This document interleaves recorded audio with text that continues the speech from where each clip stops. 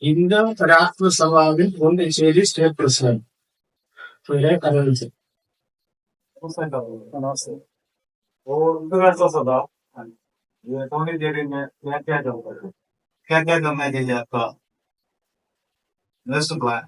Indo Raष्ट्रसभा Pondicherry இப்ப இவரை state பிரசிடென்டா appointment செய்து இந்த ராஷ்டிரசபா பாண்டிச்சேரியில ஹிந்து மக்களோட நிறைய விஷயம், அதாவது ஆத்மீய விஷயங்களும் பௌதிக விஷயங்களும் அதே மாதிரி ஹெல்த் வெல்த் எந்த மாதிரி விஷயங்களும் அதுல எல்லாம் அவருக்கு வேண்ட சப்போர்ட்டுகள் பண்ணி அது மாதிரி நம்மளுடைய முன்னோர்கள், அதாவது பாரதத்தினோட கல்ச்சர், பாரதத்தினோட சம்ஸ்காரம், பாரதத்தின் மேல மக்களுக்கு பக்தி, அதாவது ராஷ்டிரபக்தி இப்ப மக்களுக்கு இல்ல.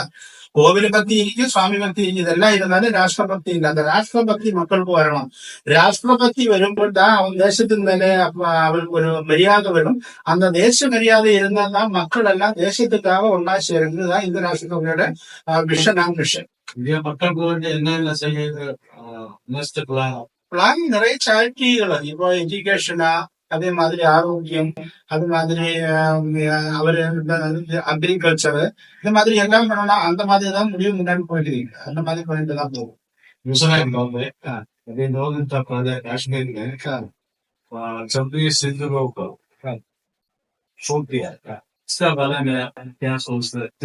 ഇപ്പോ കാശ്മീരിൽ ഇപ്പൊ നടന്നിരിക്കുന്നത് ഭാരതത്തെ മുഴുവനും വേദനിപ്പിക്കുന്ന ഒരു വലിയൊരു അവസ്ഥയാണ്. കാരണം ഇത് ഇത്രയും ഒരു വലിയ വിഷയം, ഇതുമാതിരി ഒരു വലിയ വിഷയം കാശ്മീരിൽ നടന്നിട്ടും இங்க இருக்கிற பொலிட்டீஷியன்ஸ் யாருமே அதுக்கு பதிலாக അല്ലെങ്കിൽ அதுக்கு ஒரு என்ன சொல்றது ஒரு ராஷ்டிரபக்தியோட பேசுறதுக்கு இல்ல. இப்போ பிஜேபி கவர்மெண்ட் இருக்குது, அவரு நல்ல மாதிரி அதுக்கு வேண்ட முடிவுகள் எடுத்திருக்கு. நம்ம பிரதமர் வேகத்திலே அவரு அந்த சவுதி அரேபியில ஃபங்க்ஷனு கேன்சல் பண்ணி இந்தியாவுக்கு வந்து வேண்ட முடிவுகள் எல்லாம் அவர் மாதிரி ராஜபக்தியோட இந்த ராஜ்யம் போகுന്നതിனாலதான் നമ്മൾ സ്വൈര്യമായി இருக்கிறது. அந்த സ്വൈര്യതയ്ക്ക് ഉള്ളിലും வந்து இந்த மாதிரி டெரரிசம் பண்ணணும்னா இந்த இந்தியக்கு உள்ளில் இருக்கிறதா தீவிரவாதிகளை ஆதிக்க குடிக்கணும். இப்ப இந்தியக்குள்ள இதுல இவருக்கு சப்போர்ட் பண்ணி அவரை வர வச்சு வேண்ட எல்லாம் முடத்துட்டு தான் இது பண்றது. இப்ப வேற ஒண்ணும் இல்ல.